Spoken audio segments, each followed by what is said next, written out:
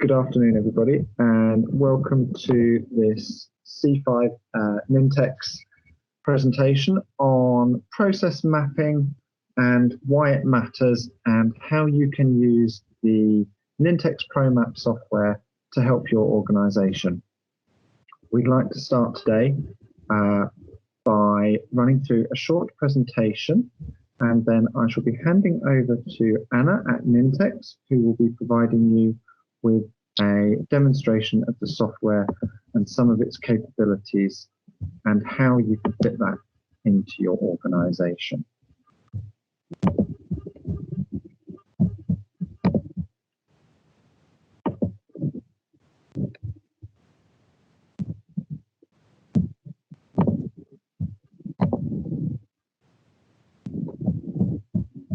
Hopefully you can see the slides that I'm showing on screen. So process mapping and why it matters. Now, we all have a lot of processes in our everyday life, both at home and at work. And being able to understand these processes and how we do them, why we do them, and what is the best way in which to do them, help us to be more efficient with our time and resources, and also to ensure consistency and compliance. So I want to break it down a little bit further. Processes aren't written in stone. They're organic and they grow and they change. So when you think about a process that you have within your organization, you'll write a draft of it through whatever means, and that process will change as your organization changes. Maybe your organization grows, you have different requirements based on both your clients' needs and also regulatory bodies. So once you have written your process, it's not something to be written and just put away in a folder somewhere.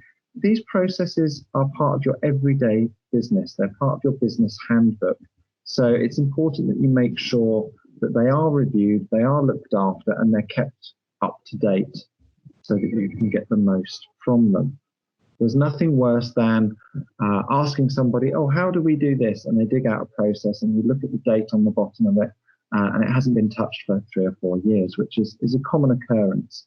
Now, that process may still be perfectly valid, but it is important that, like anything, processes do have a shelf life, and it's important to review that and make sure that they are kept up to date and fresh.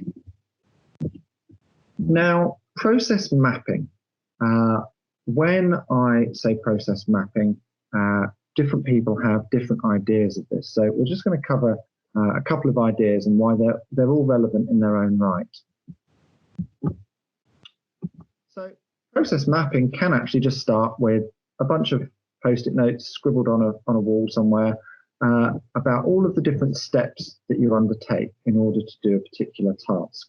Often this kind of approach is where you're starting to just get the bare bones out of your head and down onto paper in some form, and collaborating. People will identify, different order of doing things, and that's where you'll learn how different people carry out a process in your business, but also how to identify which is the correct process to be following and to get things in the right order. Now, if you're not doing it through that method, you might be doing it on a whiteboard with lots of lines, lots of squiggles. There's a different approach to it. But the most common one that everybody is aware of is Visio. Everybody thinks of process mapping carried out in a Visio environment, where you see these very large diagrams that span several sheets of paper for how to carry out a process. You'll see an example here. Now, when we look at both the Post-it note principle and the whiteboard and the Visio approach to process mapping, you see it's very high level detail. When we look at this Visio diagram, you'll see that we have points for a sales call or an order entry or a credit check. These are very high level. It does not give you the granularity and detail to actually carry out the task. So one of the common problems that you have with any of these process mapping approaches is you always need to tie them to supporting documentation.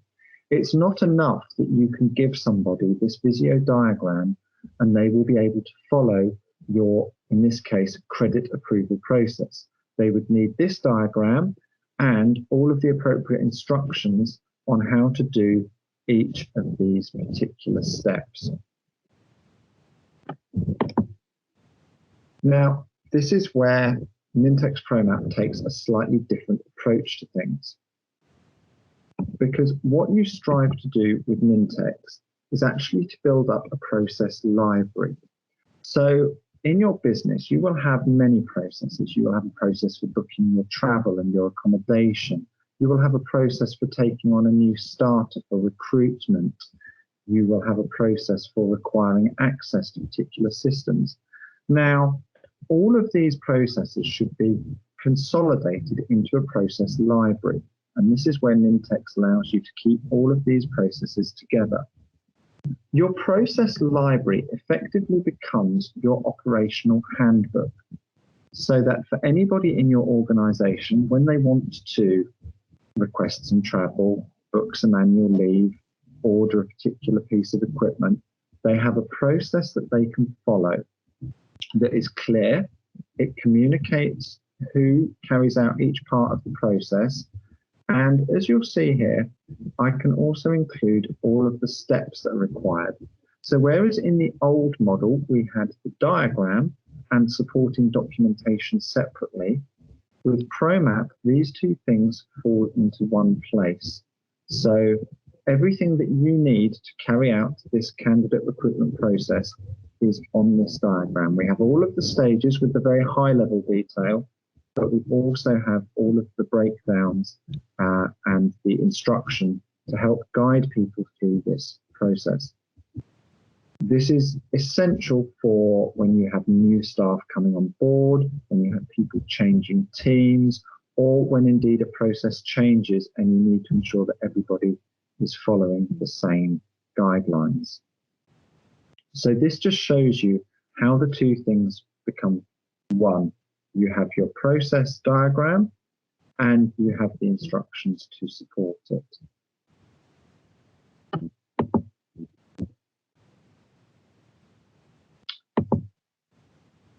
One of the key things for mapping out these processes, whether it's through Post-it notes, a Visio diagram, or a whiteboard, or Nintex Promapp, is that when you start to look at the process, you start to see where improvements could be made.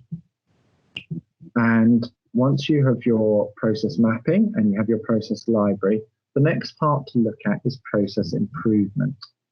And a key part of that is once you have drawn out your process, looking at who does what and why.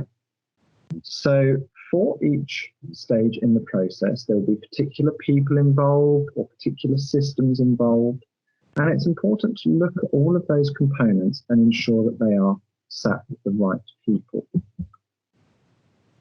Now, a common thought for all of us when we come into work in the morning is, what do I need to do today? Once you have a very clear, visible process diagram, and you have ownership of each stage of the process with particular teams or groups of individuals, or maybe a single person, you can then start to look at what you don't need to do. So are there particular steps within the process that are duplication? Are there particular steps that are sat with maybe not the correct team or somebody with the correct skill level, which hampers the process, either because of oversimplification or the other way, where overcomplexity of a task? So it's important to make sure that once you've got your map, you look at each stage of the process and be sure that you know why it is with the particular team or group of people that it sits with. Now, some key examples of processes that we often get asked to map out and where people are keen to explore further are know your client, so understanding how you manage your client onboarding and your client relationship, anti-money laundering because of compliance and regulatory governance, It's a process that businesses are keen to ensure that they've got it right and that it's clear for everybody to follow. Internal procurement process is another one that often comes up to ensure that everybody is following a set standard, as is travel. Some organisations, depending on the nature of their work, require documents to go through approval either before publication or submission to a governing body. So again, understanding the processes by which you have to go through for these tasks to happen. And also staff onboarding, which is a very big process, both staff onboarding and offboarding, and the management of staff. There are many processes involved, and having a clear understanding of those makes sure that everything becomes easier to follow. So I'm now going to stop sharing on this presentation and pass you over to Anna from Nintex, who is going to give you a demo of Nintex Promapp and explore a little bit more as to how it can help your business. So hi, Stephen, and hi, everyone. Thank you for joining this webinar. And thank you, Stephen, for inviting me to be part of it. My name is Anna Zelenkov, and I have been working at Nintex for almost 9 months. And my role is a technical evangelist, where I work closely with customers and partners to help them understand and implement our products, which includes automating and optimizing their business processes. So let me share my screen.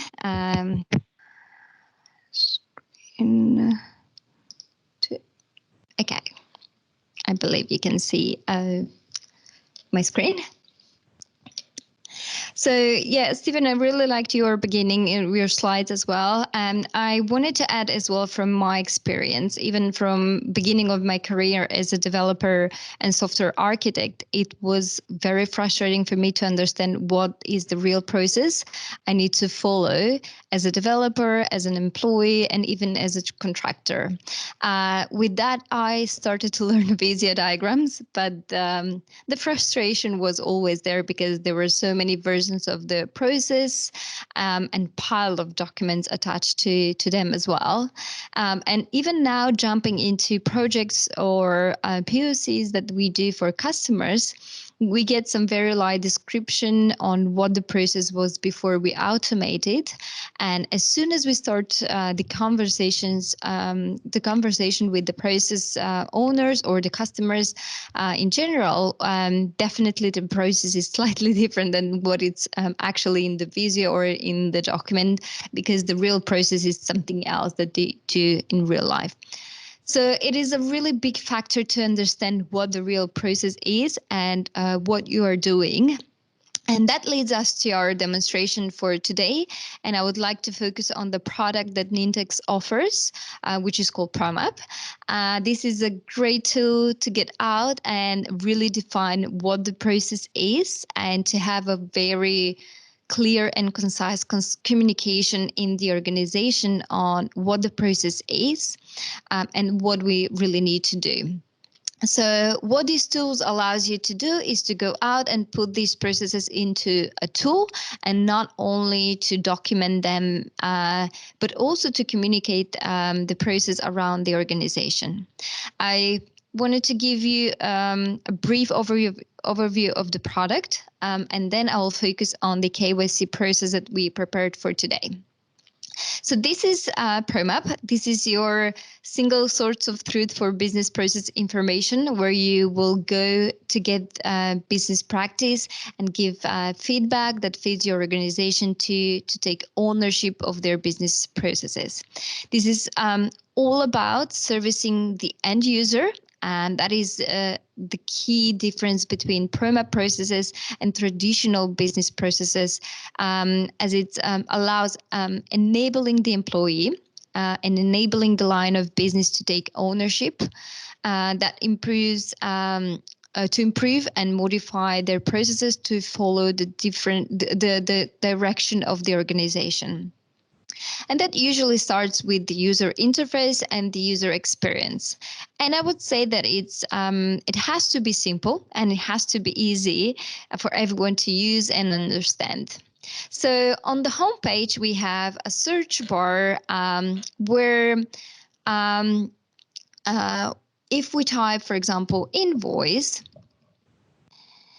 it shows me a brief, a preview of any process that contains the word invoice. And if I go more in depth, it allows me to see any document, any activity, task, variation where we have that word invoice. So a lot of great resource there and very easy to be able to self-service. And have in mind that, so this is like a test environment. I just have few, but in real life, I could have hundreds, and I can easily search for a document or a process that simply includes this word. So your single source of truth for business process information needs to behave the same way as like any social media we would like to say, as like a LinkedIn, Facebook, YouTube, or as possible. These are the applications that we interact with the most. We use to navigate, to extract information. So we like to have a pretty simple and similar way of working around processes here. Going back to the homepage, and here on the right hand side, we have a profile overview, and you get a quick idea of the processes that you are in and the processes that you own. And if I want to view all the processes that I have something to do, I will select on processes that I'm in, and this is going to give me an immediate snapshot of everything that I'm supposed to do in the organization. Again, this is a demo environment, and this is the reason why I have just few, but I can have hundreds, and I can see immediately where I have an impact in the organization. Looking at this, I'm giving myself a view of who is the best point of contact for the processes.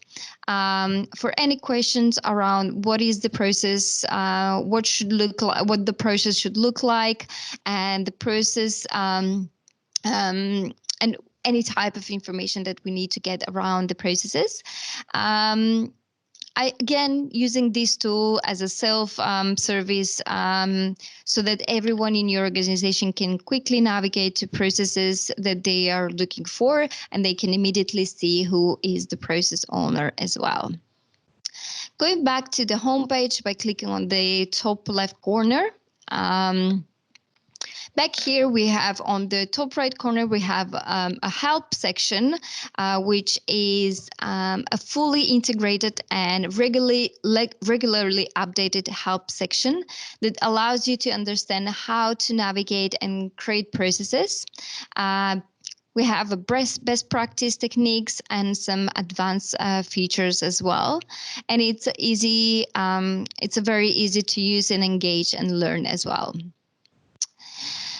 In terms of the constantly changing working environment and constantly changing processes, we need a place to go where we can see what the change is and how it relates to me as well. And this is why we use the dashboard on the homepage.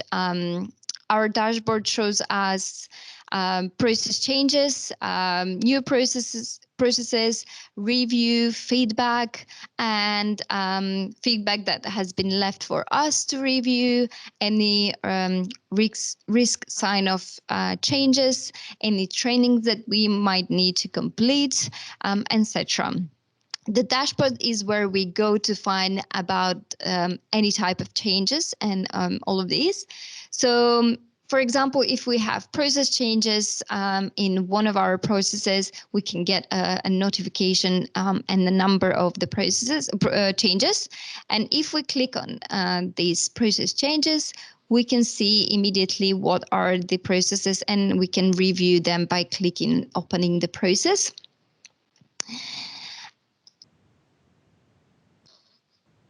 And also, we are encouraged to view and acknowledge the change by clicking on the Seeing It button. So I just give you a very quick and brief overview of the platform, but we have many other functionalities which are making our business process intuitive, flexible, and customizable. So without further ado, let's jump into the KYC process that we created for today. And I'm going to show you in detail how you can review and follow the processes. So KYC process, for those of you who are new to the abbreviation, it's know your customer, and something, or in some cases, is know your client. This process helps prevent any identify money laundering, terrorism financing, and other illegal corruption scheme. So in other words, if we are talking about banks, they must make sure their clients are genuinely who they claim to be. So we worked on this process for one of our customers in the banking sector. And obviously, this was a very important process that needed to be understood and followed properly. So Promapp was the perfect match for that process and many others, as we needed to document it in a way that all parties involved in the process are aware of what they need to do, how to do it, and who is responsible for doing it. And as you can see on the screen, we have the KYC process, but because we realized that the KYC process is quite big, we wanted to simplify it so that everyone who is reviewing and following it will understand immediately from the screen. So we split the process into 3 sub-processes. And the first one is verify your customer details. And we'll go in details in a second into this process. The second one is perform customer due diligence. And the third one is perform ongoing monitoring. And as you can see, we covered the process from beginning to end, even with the ongoing monitoring details that all the parties will need to follow. So if we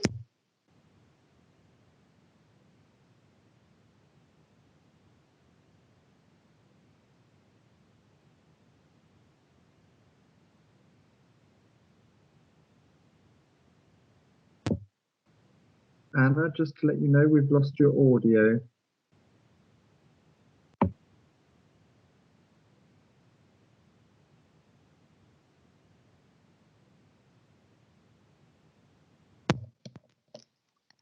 Can you hear me now? Yes, you're back in. Okay, good. So here we are on the verify your customer details screen. And as we can see here, we have a couple of steps that we need to follow. But that is split into financial institution and potential customers. We call these swim lines. So people who are responsible for certain parts of actions. And for example, for financial institution, you can specify even more specific role that is responsible for this step. But for example, the first step that we have in the verify your customer details is collecting information from customers. And as Steven mentioned earlier, instead of including documents with all the information included there, we have all the information listed as tasks or activities that we need to follow. For example, the first thing that we need to do is to contact the potential customer by phone or email. And the second one is collect information from customer at point of contact. And in notes, we cover any type of question we might come up with, or any kind of options that we will have inside this specific task. So in our case, the first one is what information should be collected if it is an individual, and what kind of information we need to collect if the customer is a company. And if we expand the node, we can see exactly what we need to get from our customer.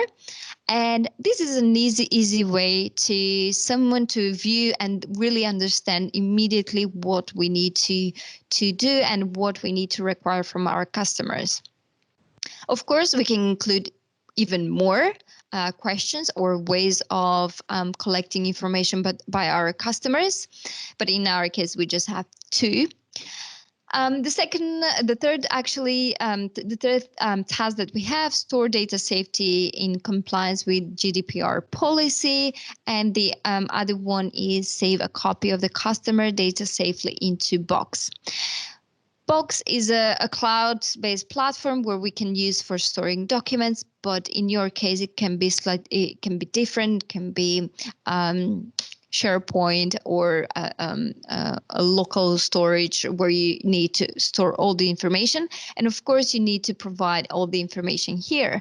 But if it's a web browser web application that we can access, then it's always good to include the link here so that people from viewing this process can immediately access the location where they need to store the data. And of course, we have a last one, request potential client customers, verification documents via phone or follow up in email. And as we can see, the second step is for the potential customers. And that is the customer will need to email with the documents. And we also include what are the documents which we accept. Passport, driving license, national ID, credit card, etc.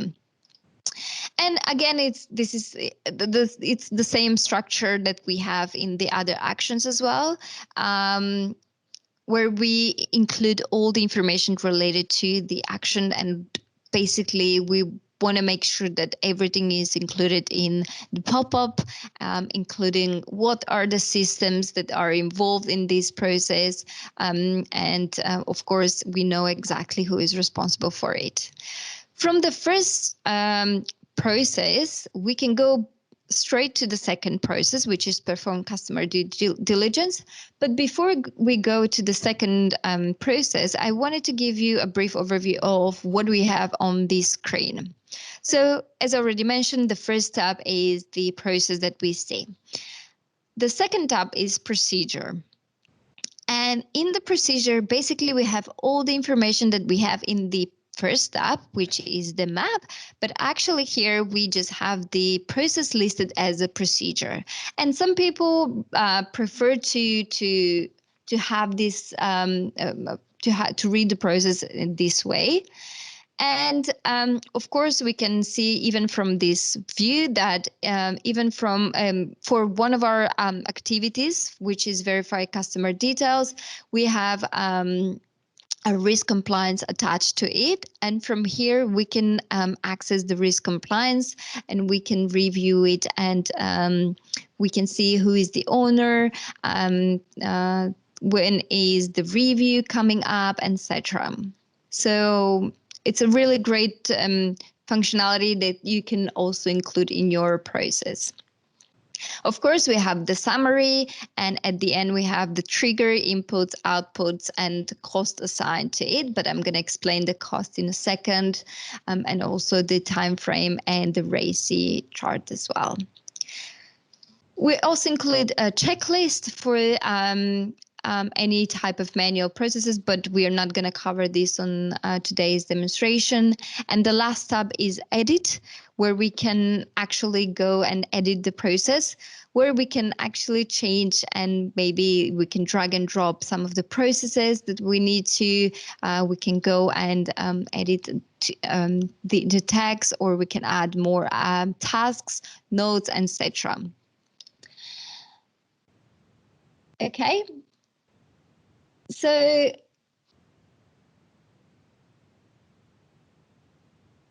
on the bottom of the screen, we have a couple of tabs which are quite useful. We have a summary where we can read who is the process expert, process objectives, and a lot of information that we can include in the process. The second tab is feedback, where we can read all the feedback which were sent to us, and we can raise a ticket if we need to. We can respond to the feedback, or we can delete it as well. A change log is a very useful functionality if we have a lot of changes into the process. And basically from here, we can review all the changes. We can also go back to previous published processes, and we can see who changed and when and what has been changed as well. We can review documents in this process. We don't have any documents attached, but from this view, we can see that as well. Cycle cost is really useful functionality here in case we want to see what is the total amount of cost that we have attached to this process. And that is split into all the activity that we have here, and it's automatically calculating based on the time that we have specified here, and also the average cost for the resource assigned to this task. And as you can see here, we have like $190, but we can, if we change something in the process, we can immediately see the total amount of the cost. And basically, this is sometimes used for some optimization. If we want to save money or time, we can always view in the process and see where we can save time and where we can include some kind of automation, etc. On the top, we have get a feedback pop-up where we can provide a feedback immediately from here. We can print, we can like the process if we want to have save this as a favorite. We can share the process by email, or we can generate a process link which can be accessed by anyone with the URL. So if we share this URL with you, you will be able to view the process in your browser. So like see, of course, if you don't have access to the environment, you will only be able to provide feedback or to print the process. So if you work with external customers, then this is a great way to share the process as well. With the circle drop down here that we have, we can split and see different ways of view. So we can change the view of the process, and we can see what are the systems assigned to this process, how much time we have, and some active time as well. So it's a very useful way of just building the dashboard of the view. If we go to the second tab, actually one thing, if we go back to the previous process, one thing that I forgot to mention. Okay. Of course, from the second tab, from the second process, we can always go back to the first process. One thing that I wanted to mention here is that when we confirm the category for due diligence, in our scenario, we have three options. And the first one is basic, and the second one is enhanced, and the third one is simplified. So basically, we have three options, three categories for our customers that we are going to follow in the second process. And if I open the second process, I can see that I have three, actually four with the standard, but three variations for all of these customer due diligence categories. So if we switch between the basic customer due diligence, the enhanced customer due diligence, and the simplified customer due diligence, we will see that we have a lot of differences. And basically, we call these as variations. So by changing the variation, we can see that the process is slightly different. And if our customer is enhanced is in a category as an enhanced customer due diligence, we will need to follow these steps. And again, I'm not going to go through all of these tasks and actions, but this is the same structure as the first process. We cover all the activities and tasks inside, and we attach any documents we need to have as well, and systems that are assigned to this process, etc. Of course, in this process, we have financial institution, but the second swim line is financial institution and the potential customer involved in this process.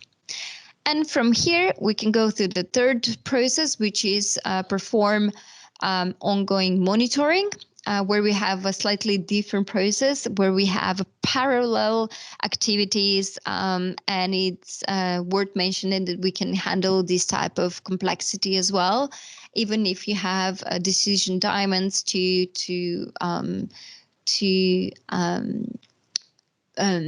build the process into a slightly more complex way. But we always recommend to simplify it and make it as is a really easy way to understand and view from anyone in your business.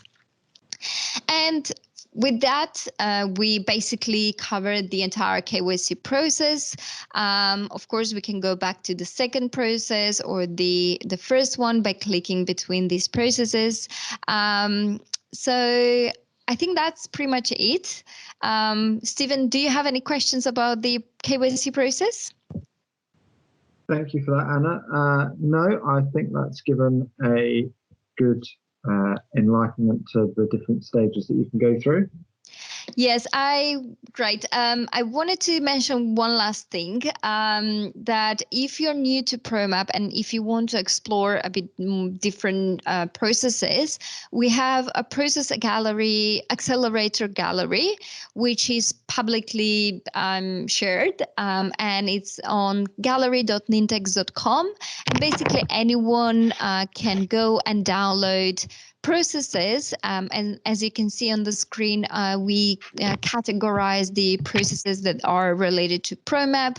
So if you're in human resources or if you're in finance and legal departments, you can filter and see what kind of processes that we built and shared with our customers and partners. And basically, you need to just download the process and import it into your environment. So you can use any of those processes to just help get you started, can't you? Yes. So it's unlimited. You can download as many as you want, and these are pretty much generic. So you can customize the process in your way, or just to follow your process that you want to map. Okay, that's lovely. Thank you, Anna. You're welcome. Okay. So hopefully there you will have seen a good demonstration of the capabilities of Nintex Promapp. As you can appreciate, the product does have a lot of capabilities, and we've only just scratched the surface with what Anna's been able to go through there. So I would just like to finish up by just sharing a couple of last slides with you. Just bear with me for 2 seconds.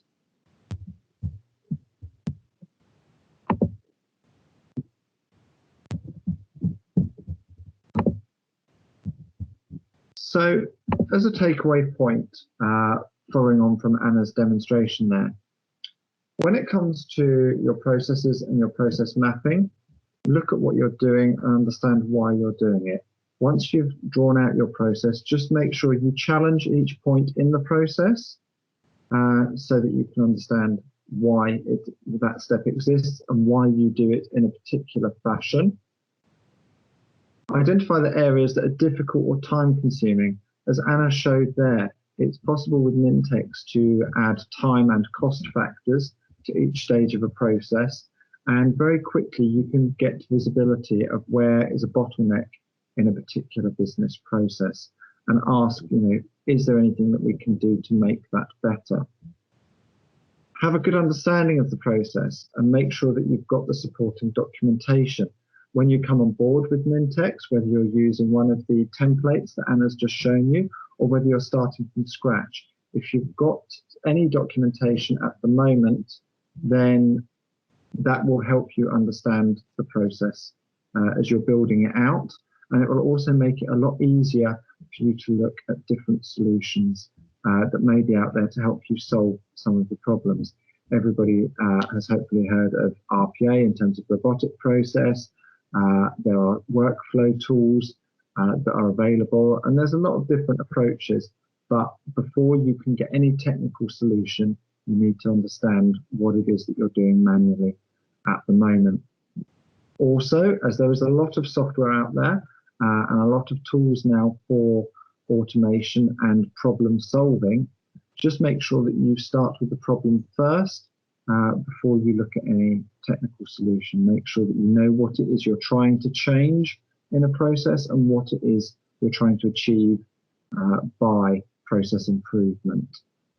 And above all, keep it simple. It doesn't matter how you draft your processes and how you build up your process library, but it's important to make sure that whatever it is that you're building and that you're documenting, that you keep it simple so that it's easy to understand for everybody.